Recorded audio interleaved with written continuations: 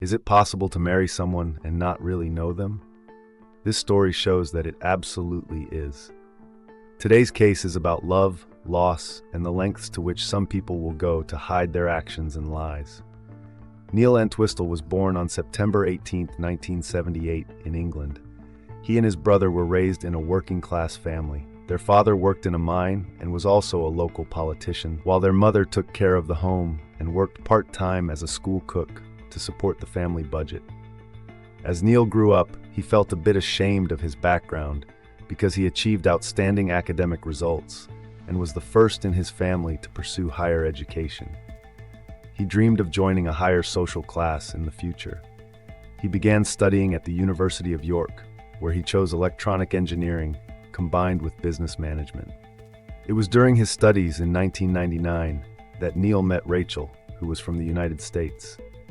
She was his peer and had 3 brothers, 2 of whom were stepbrothers and 2 stepsisters.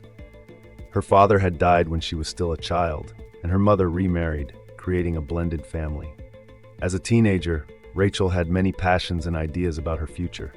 She was a star on her school's track and field team, an excellent swimmer training to become a lifeguard, and was interested in law, dreaming of attending law school.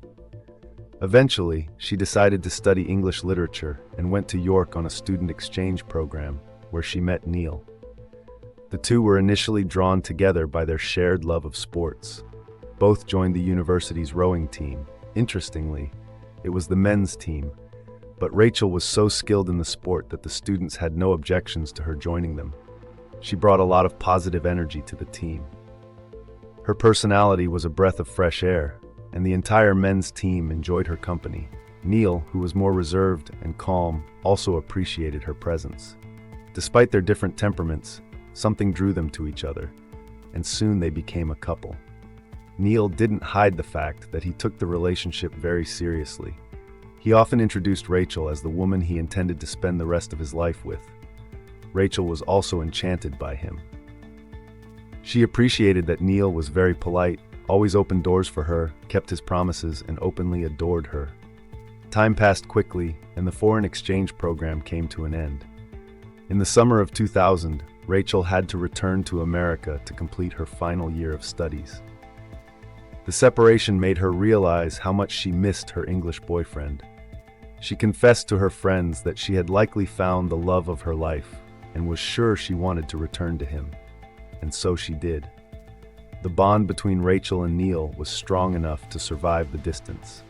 By 2001, Rachel returned to the UK, where she and Neil rented an apartment in Birmingham. Rachel started working as an English teacher, while Neil began his career in a company connected to the British Army's Research and Development Division, holding an important and responsible position.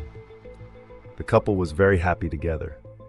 One day, Neil posted online about his upcoming wedding with the most amazing woman in the world that summer. This turned out to be an announcement, as on August 10, 2003, during a fairy tale ceremony, the couple vowed to love each other for life. They spent their honeymoon traveling around the Mediterranean. Rachel and Neil were fulfilled both personally and professionally, so they decided it was time for the next step. They wanted to start a family.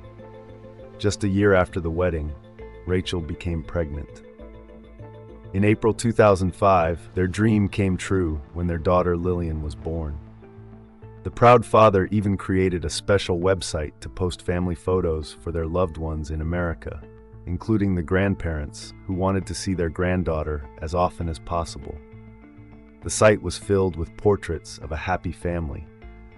It seemed that the 3 of them were the perfect family, even though the differences in their personalities were still very noticeable. Rachel, although not originally from England, had adapted well. She had built such fantastic relationships with her students that even when she was at home with her daughter and not working temporarily, they would sometimes call their favorite English teacher for help. She also had a close-knit group of friends, including other teachers and students' mothers. Neil, on the other hand, remained a loner and struggled with insecurities about his background. He was convinced that he couldn't fully advance in his career and wasn't sufficiently appreciated at work because of his accent. He believed it was clear that he came from a working-class family, which limited him. This increasingly weighed on him, and he felt that the only solution was to leave Britain for a while and move to the USA. Rachel reacted to this idea with enthusiasm, wanting to support her husband and missing her family and friends. She knew her parents would be very happy to see their granddaughter and daughter more often. Of course, saying goodbye to her English friends and students was very difficult for her, but she was happy that she would be able to raise her daughter in the place where she herself had grown up, a place that was closest to her heart. Neil arranged with his employer to work remotely and to keep his salary of $10,000 a month. In September 2005, the family of 3 moved to the United States. Initially, they stayed with Rachel's mother and stepfather. The grandparents were thrilled, spoiling little Lillian every day and joyfully spending every moment with her. The sight of Rachel's stepfather with the little girl was heartwarming, as his appearance suggested a completely different personality. Joe was a very tall and burly man with a stern expression, and he was also an avid gun collector. The moments when he cuddled and entertained his granddaughter with a twinkle in his eye brought smiles to the faces of all who witnessed it. Joe also tried to bond with his son-in-law, attempting to share his passion. He showed Neil antique firearms and invited him to join in recreational shooting at a designated area, which Neil eagerly agreed to. Neil began searching for a new job in their current location, but his interviews did not end successfully. At one point, he even attempted to start his own business. He created a website advertising his technology services, but in reality, he was not prepared for this and lacked the proper equipment. After a few months, they decided to move out of Rachel's parents' home and rented a house in the suburbs of Boston in Hopkinton, Massachusetts. Neil signed a short-term lease, setting the rent at $2,700. This time was meant to allow him to transfer his foreign accounts to the U.S., and the funds in those accounts were intended to be used to purchase their own property. The rented house was very comfortable. It had 4 bedrooms, high ceilings, was nearly new, and even had a hot tub in the garden. The only thing it lacked was furniture, which they bought. By mid-January 2006, everything was ready, and the family of 3 moved into their new home. They also rented a white BMW. Wanting to celebrate the new chapter in their lives, Rachel arranged a meeting with her friends and invited them over. In the days leading up to the gathering, she focused on unpacking everything, cleaning the house, and preparing it for guests. Before the planned meeting, she also arranged to have lunch with her mother to thank her for helping organize the new space. On January 21, 2006, the Hopkinton police received a missing person report. A woman called, saying she couldn't reach her friend Rachel, who was supposed to be at home with her husband and their 9-month-old daughter. The couple had invited several people over for dinner that day, but no one greeted them at the agreed-upon time. Despite the house being fully lit and Rachel's phone ringing inside, no one answered. The guest noticed a note on the door with a brief message from Rachel's mother asking for her to call. It turned out that she also had not been able to reach Rachel despite their scheduled meeting. Furthermore, she had not been able to contact her since Friday. The women decided to notify the police together. Officers took the report and visited the family's home, but no one answered the door. The doors were locked, but through the window, they could see that in addition to the lights, the television was also on. Since it was winter, carbon monoxide-related incidents were quite common, so the police decided to enter the home. However, a quick inspection of the interior revealed nothing suspicious. Classical music was playing in the child's room, and there was a bathtub filled with water in the bathroom. Everything looked as though the parents had planned to bathe their daughter but had unexpectedly had to leave. The officers noticed a pile of bedding on the bed in the master bedroom, blankets and comforters tossed as if someone had just been sleeping there. But there was no one in the house, and the garage was empty. The officers checked the license plate of the vehicle the couple drove to see if there had been any accidents, but they couldn't find any information. In this situation, the police had little they could do. There were no laws preventing adults from leaving without notifying their family. Everything indicated that the couple had suddenly left with their daughter. In response to the missing person report, the police released a brief notice describing the situation and providing the couple's car registration number, ensuring that if another police unit spotted the vehicle, the local officers would be notified. However, Rachel's friends and family were deeply unsettled. Rachel had close relationships with them, and it was unimaginable that she would leave without informing them. Rachel's stepfather decided to leverage his connections, calling an old neighbor and longtime friend who was a retired police officer and former lead investigator in the crime prevention unit. Thanks to this contact, the case was soon transferred to the state police, who began their own investigation. The previous day, Rachel's mother and stepfather had gone to their daughter's home and discovered that both her husband's and daughter's winter coats and shoes were missing, suggesting they had left together. They also saw Rachel's planner with notes about her plans for the coming days, indicating no intention of leaving. The family was growing more anxious, and so the state police officers decided to return to the home for a more thorough search. This time, they entered the house with an investigator, a professional forensics officer, and a specialist in discovering hidden crimes, taking all the necessary steps to gather potential evidence of a criminal act. Initially, they were unsure what they were dealing with, and since it was winter, they checked the bathroom to see if any windows had been left open, which could have caused the water to freeze, but that was not the case. After ruling out carbon monoxide poisoning and other potential causes of death, the officers continued their search. When they returned to the bedroom and removed the pile of bedding from the bed, they were met with a horrifying sight. Rachel's body was lying under the sheets. It was positioned on her side, with her legs pulled up to her chest. The officers also found the body of a little girl next to her. The blanket was pulled over the child's head. It seemed that the mother and daughter had died peacefully in their sleep, but a deeper inspection revealed that they both had gunshot wounds. A forensic examination of Rachel's body revealed that she had been shot in the head with a .22 caliber bullet, while Lillian had been shot in the chest. The bullet that killed her had also hit Rachel's breast.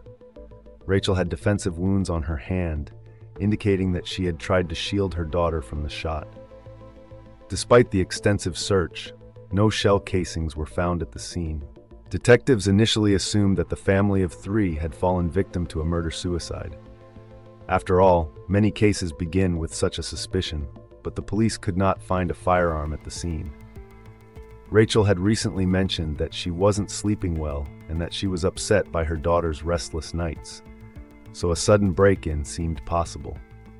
The police considered this angle, even though Rachel's family and friends assured them that she never locked the house. Everyone she was close to knew where she kept the key, and in the United States, Rachel felt safer than she did in England. The police did their best to look for signs of a break-in. While searching the area, they noticed a small, fresh cut on the screen of the patio door in the living room. They also found a half-empty glass of wine on the living room table, which may have been Rachel's. The specialists then took fingerprints and swabbed the entire house for DNA. At this stage of the investigation, the police had no other leads, as Neil was missing along with the couple's car. Meanwhile, Rachel's family was unaware that their loved ones were no longer alive. Her mother still clung to the hope that the police would find them alive, perhaps even that day. They had no idea of the discovery made by the state police. Joe kept trying to reach his son-in-law on the phone. The police were increasingly certain that Neil was the perpetrator, and their initial findings only confirmed this suspicion. In addition to Rachel and Lillian's bodies, the only person known to have been at the house on Friday was Neil. He had driven his daughter to the doctor's office for a regular checkup, and the family had not been seen since. The following day, Rachel's parents were summoned to the police station, where the detectives informed them of the tragic news. It was a painful shock for the couple, who now also learned that Neil was considered the prime suspect in the case.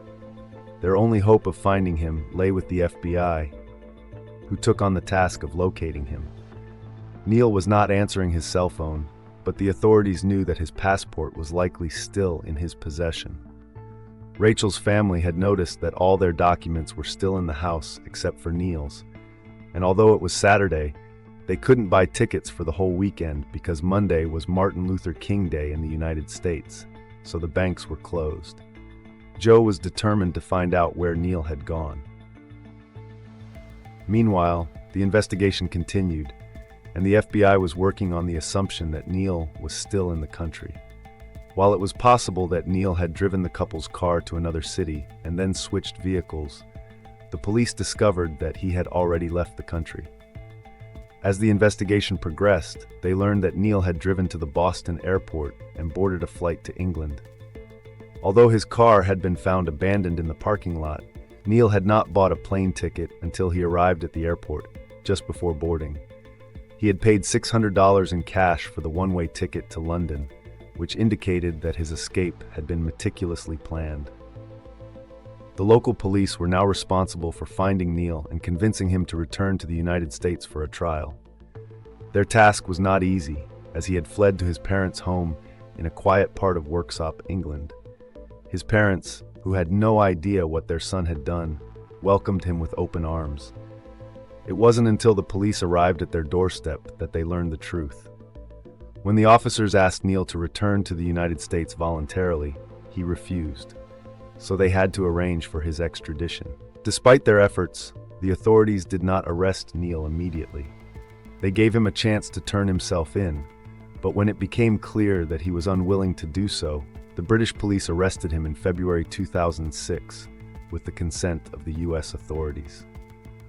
At the same time, officers in the United States thoroughly searched the Entwistle family's home and garage, but they couldn't find any concrete evidence that Neil was the murderer. The police believed that Neil had committed the crime in desperation, possibly due to financial difficulties. In fact, Neil had almost no money in his bank accounts. He hadn't been working for months, and although Rachel's mother had paid some of their bills, they were deep in debt. The investigation revealed that Neil had lied to Rachel about his financial situation. He had pretended to work for an American company while in fact, he was unemployed, and their bank accounts were nearly empty. Neil had used Rachel's bank card to withdraw money on multiple occasions, but he had never told her that their financial situation was dire. As the pressure mounted, he began searching the internet for ways to commit suicide. However, the police believed that he decided to kill his wife and daughter first, thinking that it would be easier for him to die knowing that they were already gone. When Neil was extradited to the United States, he was charged with 2 counts of first-degree murder, possession of a firearm without a license, and possession of ammunition. The prosecution argued that Neil had killed his wife and daughter to avoid facing the consequences of his lies. They also revealed that Neil had spent hours on the internet in the days leading up to the murders, searching for information on how to kill someone quickly and painlessly. The prosecution also presented evidence that Neil had accessed adult websites and escort services on the day of the murders, suggesting that he was trying to escape reality by indulging in fantasies.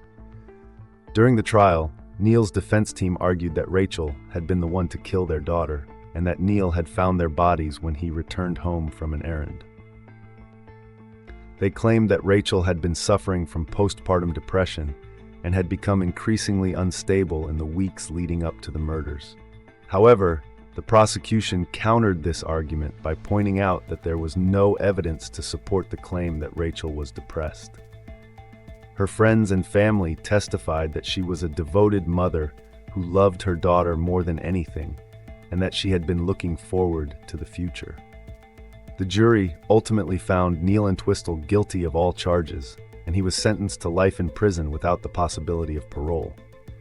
The case shocked both the United States and the United Kingdom, as it revealed the dark side of a man who had seemed to have it all. Neil Entwistle's story serves as a reminder that even the most seemingly perfect relationships can hide deep secrets, and that the truth can sometimes be more terrifying than we could ever imagine.